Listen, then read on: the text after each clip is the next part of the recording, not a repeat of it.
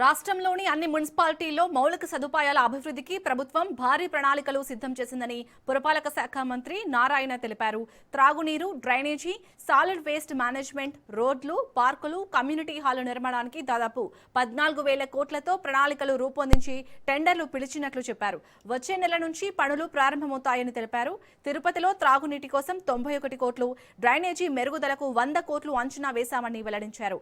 రాష్ట్ర వ్యాప్తంగా డ్రైనేజీ వ్యవస్థ పూర్తి చేయడానికి 29,000 కోట్ల వ్యయం అవుతుందని, హై డెన్సిటీ నగరాలకు 4,000 కోట్లు, మీడియం డెన్సిటీకి 5,000 కోట్లు ప్రాధాన్యతగా ఖర్చు చేయనున్నట్లు చెప్పారు. 123 మున్సిపాలిటీలు వేస్ట్ మేనేజ్మెంట్ కి 1,030 కోట్లు ఖర్చు చేయనున్నారని వెల్లడించారు.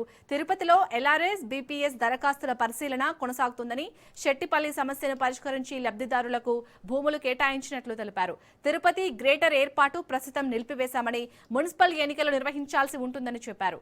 స్లమ్ ప్రాంతాల రీడెవలప్మెంట్, స్కావెంజర్ కాలనీల అభివృద్ధి చేపడతామని మంత్రి నారాయణ వెల్లడించారు.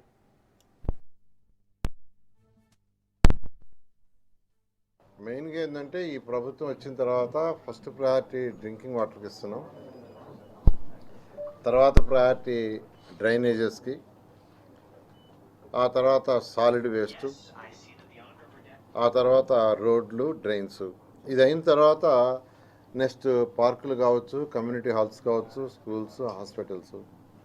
ఎందుకంటే ప్రజలు జనరల్గా కోరుకునేది ఏంటంటే ఫస్ట్ తాగటానికి స్వచ్ఛమైన నీరు, ప్రతిరోజు ఇంట్లో నుంచి వచ్చే సాలిడ్ వేస్ట్ బయటకు పంపించడం, అదేవిధంగా యూజ్డ్ వాటర్, టాయిలెట్స్ కావచ్చు, బాత్రూమ్స్ కావచ్చు, కిచెన్ నుంచి వచ్చే వాటర్ని ట్రీట్ చేసి బయటకు పంపించడం, ఆ తర్వాత రోడ్లు, లైట్స్.